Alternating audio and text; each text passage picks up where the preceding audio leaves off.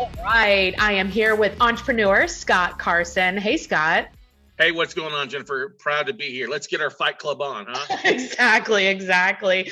Well, Scott, I'm glad that you could come on because you are the podcast host for the Note Closer show.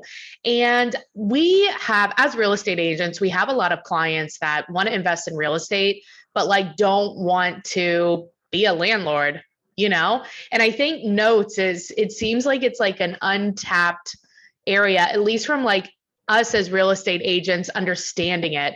So can you one, like explain what the hell it is, and two, like maybe some common myths, or I don't know, like see what you can do without our heads exploding. I would be glad to do, because for the last 15 years, I've actually been teaching note investing across the country, and a large part of our audience is realtors. We're looking to help their clients, but also getting to invest in stuff. So note investing kind of has two contours. One is most people think like, oh my gosh, I'm going to have to owner finance my property. Right. And over 30 years, and I'm just going to get payments for 30 years, I can't tap into it. And that's not necessarily the case, because there's different facets of note investing. One is, yes, if you want to owner finance it and not deal with toilets, tenants, and trash outs, you can become the bank, right, set terms and go that route. Maybe even over finance the property a little bit if it's in an appreciating market. I actually, if I'm selling a property, I don't like to use owner financing as an exit strategy, because I think it ties up your money too long. But it's a great strategy if you've got a weird layout, you're in a rough market. We've got some friends out in Phoenix and other areas on the higher side, $500,000 to $1 million plus, who are financing as a note to your attorneys and lawyers and doctors who we've done some owner financing on investment properties that works out pretty well. I mean, you're right. It just depends, right? So like all of these strategies we're going to talk about today and different ways you can do it, once you know them, you can pull them out as the market shifts. Right. But in a seller's market like we're at now, I don't think it's a good strategy unless you're in a market. Yeah. Now, another facet of what we do is something that we've done for over 14 years now, is in the note side, is we're actually buying the debt from banks. And I would think you would need like a lot of money for that. Most people, that's a big myth. Like, oh, I need $3 to $5 million to tap it. And that's not the case. I'll give you an example. I made an offer on 65 asset notes, first liens from a REIT, and I got approvals on about 25 of them. Okay. And the average bid on those are 50 each on average. Oh. And I could buy one, I could buy them all. Okay. And so that's most people don't realize that you can pick up distressed debt, somebody that's not paying on their mortgage at a huge discount. You literally can become the bank. So now you're the bank. They haven't been paying. Like, I don't know how deep you want to get into it, but yeah, like, what do you do? Well, you have the same rights as the bank. Our biggest goal when we buy a discounted first lien is to reach back out to the borrower. Like, hey, what happened? Tell me your country western song. Right. And let's see if we can't keep you in the property. I mean, the fact that we buy this debt at a big discount gives us a lot of flexibility to do a loan modification, a forbearance agreement, to do a short sale. I mean, you're familiar with short sales, because we've approved short sales all the time. I approved one on Friday. Or if they won't play ball with us being the new bank, then we go the legal route to foreclose. Okay. And then we can sell the asset off, or if they file bankruptcy, that's okay. We get them back on a payment plan or liquidation. So the idea is that the asset, say, is worth 100 and they owe 110. If we pick it up at 50 cents on the dollar, that gives us a lot of flexibility to get them back on track. So I imagine like this would be really good for one, like our clients that want to invest. They don't want to deal necessarily with like the calls. Cause I mean, I own rental property and stuff only breaks on like Sundays in the evening or like Christmas. Right. Yep. And so it's like, if you don't want to deal with that, but you like the strategy of investing, note buying could be a good. Yeah, totally. You hit the nail on the head there, Jennifer, that we get a lot of tired landlords that don't want to deal with toilets. And that's what's so great about the note business. It's really a vendor-driven business. I'm not talking to borrowers. There's licensed servicing companies that are handling that all across the country for us at those odd hours. No, when little Timmy flushes the rubber ducky down the toilet, nobody calls Bank of America to come show up with the plunge, right? So when you're buying the notes, like they don't know it's like you, Scott, buying the note. Like you're not the one calling them to see like what happens. You like exactly. have, okay. Yeah.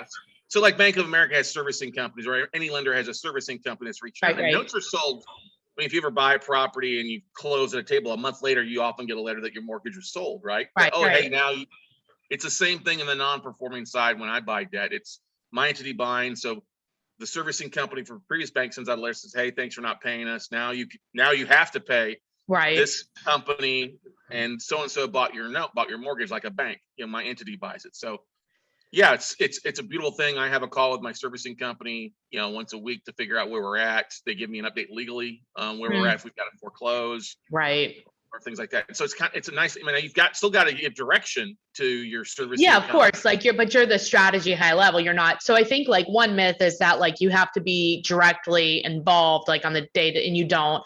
And I think the other one was that you have to like have a lot of money, which you're telling me that you really don't have to have a big investment. No, exactly. I mean, we've closed on over $1 billion in distressed debt, and all that's been funded with other people's money. For the most part, 95%. And that's one of the things that we pride ourselves on, is showing you, look, self-directed IRAs, that's one of the biggest buyers or financiers of performing or non-performing debt out there. And there's, hundreds of thousands of investors out there with their money not making anything. Right. That would be glad to make a 4 to 6% return on their money to not have to do anything. Right, exactly. Are those like the two biggest myths, or is there any others that? Yeah, you hit the nail on the head that somebody thinks, well, I have to go collect. I got to go knock on the door and collect. No. Although I have some really good collection stories, and I'm sure you do too. Oh, don't we all? I mean, I've got I don't talk to my borrowers. We usually leave that for the servicing company. Every once in a while, I will get involved. I mean, okay. Sometimes you have to, but most of the time I get an email or a phone call from our reps, say, hey, the borrower wants to do this. Do you approve it? And I'm like, yes. The more chiefs that you can, or more cooks you can keep out of the kitchen, the easier it is, so that people can leverage. Oh, so-and-so said this, and No, exactly. Right. Let me ask you. So I want to learn on the podcast, like you tell me the difference between like the podcast and your class. Like, tell us about those. Yeah. So the podcast, we've been doing it for 4 years, over 1 million downloads, and we're syndicated across 17 radio stations. Hey, boom, boom. Do you have any listeners in Wyoming? Because we're having trouble getting Wyoming listeners. I think I do have somebody in Wyoming. One person lives there? In Helena, actually, out there. Who knows? But we're in 110 countries and all 50 states. So the podcast is kind of split up. Half of it is me interviewing vendors, investors, students of ours, other note investors, on their business, their strategies, and things like that. We focus mostly on notes. Yeah. We do talk a little about business and mindset marketing. We're excited to have you on here in a little bit as well too. And then the other half is me talking about a subject. Subject here, subject. We filmed 700 plus episodes. Over the last 4 years. So it's a lot of information, a lot of content. People like it because it's kind of bite size, anywhere from 30 minutes to an hour episode, but it's a lot of intense stuff. Then our classes are much more obviously intense with nuts and bolts training. I've been teaching. Let me ask you this. So if somebody is like taking your class, and I want to hear more about the class, versus like maybe they have a set of money and they're like, okay, I'm either going to buy like notes and take the class and learn how to do that, or I'm going to like invest in a REIT. What would you say is the difference there? Oh, great question. Okay. And two totally different strategies depending on what the individual investor wants. They're different, right? Totally different. Now, if you're, if you want to be very passive, very hands off, and you're happy making a 6 to 8% return on your money, a REIT would be the best thing, or a fund, something that's you just basically getting a monthly or quarterly payment. Totally hands off if you're happy with that. If you want to be more aggressive, maybe you need to catch up on your retirement funds, or you like getting, I don't want to say getting your hands dirty, but getting your hands in deals and working through it. The classes are a little bit better for you than to go out and buy some stuff yourself. We really have a great kind of hand-holding approach to, as people have questions, they call our team, call me, and we walk them through the process, or we've got a great community of other note investors out there to help answer questions and be resources. Mostly teaching them to people to buy notes like where they live, or is it mostly like where they don't live? It varies. Now, if you in the Buckeye State, that's I call that the land of milk and honey when it comes to notes, because there's a lot of distressed debt there. If I lived there, that's all I would buy there. Yeah. I live in Austin, Texas. I haven't bought anything in Texas in like 8 years because it's overpriced. I buy a lot in God's waiting room down in Florida. You know what I mean? God's And waiting room. yeah, people Yeah. are dying to move there. It just, you know what I mean? right. But it just depends on the numbers, I guess. And that's like I assume that's like what your class goes over. So you can like identify deals. I feel like just in like the conversation that note buying is for like investors that have been like landlords, and they've been, or people that were thinking of being landlords, but don't really want to be a landlord, or like landlords that are like tired and they're like, I still want to like be in it, but I don't want to be in it like that. So that's a good chunk. That's what we see the most amount of success is those, like the people that understand systems, they understand leveraging to vendors to do the heavy lifting. If you're trying to be a jack of all trades to get everything done and pinch it's a penny, not happening.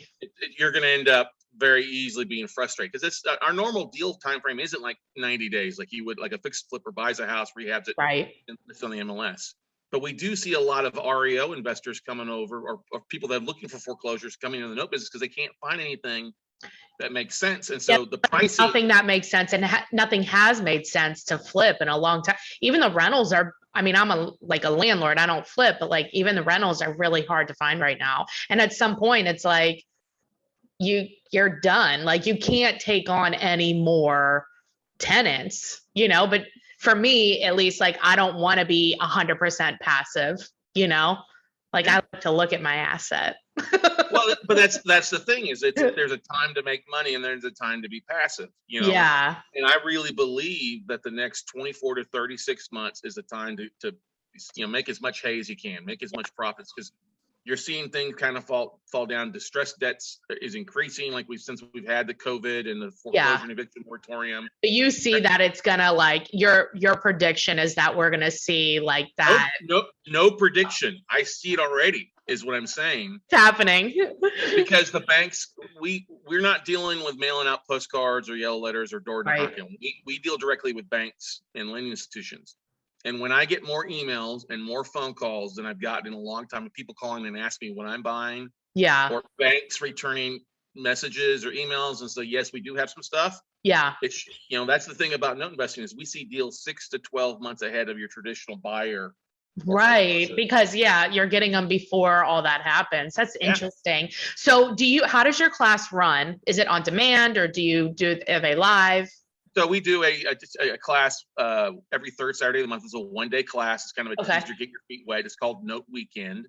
And if you're interested, if you go to Note Weekend and type in the keyword fight, you'll get it for free. Hey, for being a listener of the Real Estate Fight Club here. Okay. Nice. We have a quarterly 3-day class that's much more intense. It's a full day on finding deals, a full day on funding, and a full day on flipping and making money. Okay. But most people, I would say, hey, dip your toes in the water. It's normally $49. You get $1,000 worth of bonuses along with it. If you can't make it live, you get the replays as soon as you get signed up for the previous one. And then the replays the live event. So it's really kind of 2 classes in once. Okay. And it's literally just me kind of walking through you a little bit, kind of helping you understand. It's like the process, because it is. I mean, you're dealing with the banks, and it's just like, I imagine it's like it's a repeatable process every time. Yeah, every bank. Exactly. And every deal is a little bit different, because you got to know what's going on with the borrower. But it is a lot of, whether you're looking for residential or commercial notes, it's a lot of the same thing. It's a lot of using LinkedIn and some of the different websites to find the list of asset managers or the secondary marketing professionals at banks that handle the note sales. And then you got to know what to say, what not to say. Are there certain banks that, like, you're like, I'm never calling that person, like that bank, because they're the worst? Because we had those in sales. I'm like, when people like my loans with this bank, I'd be like, I'm sorry, we can't help you. So you'd probably say like Nation Star, Mr. Cooper is pretty horrible when it comes down to short sales back in the day. That's why they had to change the name to Mr. Cooper. They still don't sell their debt unless it's a huge portfolio. You're not going to buy a one-off note from Bank of America, Chase, Citi, or Wells Fargo. They want 50 million. That's okay. There's plenty of other lending institutions out there. So we've bought a lot of commercial, like credit unions and stuff. Not so much credit unions, because they're not really a big mortgage company. Mortgage bank in a lot of cases. Most of it's regional banks. We like to target banks that have at least 5 branches or more. Okay. Because they have to be a little bit more aggressive on their lending. A solo bank, they're very, very conservative. Makes sense. They're often going to take the deal all the way through foreclosure and take the property back. But when you start getting those larger regional banks, you'll start seeing stuff on. I mean, like not Lending Tree, but Quicken Loans Okay. out of Cleveland. There, you know what I mean? They Mm-hmm. send a list out quarterly that we cherry pick from. Like Synovus Bank out of like Georgia and Atlanta, stuff like that. They send out a quarterly list that we can cherry pick from. So we find all sorts of deals out there. Unfortunately, there's not like a loan MLS for the most part. Oh, right. You should invent that. It's the reason it would be great if I did, but every bank has a different process. Every bank doesn't sell monthly. Some just sell once a year, like the fourth quarter and the first quarter, which makes it fun. Yeah. I get it. It's just that you never know. This stuff is moving so fast. Yeah. In the note business, it's a little bit different animal. So I actually kind of like keeping it a secret so that we see deals. Well, I'm glad I met you because I did think that if you were buying notes, it had to be like in bulk and like millions of dollars and all this stuff. So I think it's really cool to learn that you don't have to. So just once again, the podcast is the Note Closers Show podcast. And then what's the website for the class? It's easy. You can catch everything that we do by going to weclosenotes.com, whether it's our classes, our different podcasts, our Monday night webinars that we do. It's the mothership of the note business, weclosenotes.com. That's so easy. And so if they just have specific questions for you, just go there as well. Yeah, they can go there. They can always shoot me an email at scott@weclosenotes.com. If you email me and mention this, like I said, you get the class for free. Nice. Or you go to noteweekend.com and use this special code FIGHT. You'll get it for free. But do me one big favor, everybody. When you're listening to this, go over, hit that subscribe button and hit that 5-star review and leave Jennifer a 5-star review. As podcasters, we love that. We love it. We love to hear from our audience. You don't have to like me, but we love Jennifer. So go out there and leave her a 5-star review, everybody. Awesome. I really appreciate you being on, Scott. Thank you so much. Thank you, Jennifer. It's an honor, and keep kicking ass and taking names. I love the Cincinnati market. I love Ohio. It's a great place to be. Yes, it is. All right. See ya. See you later.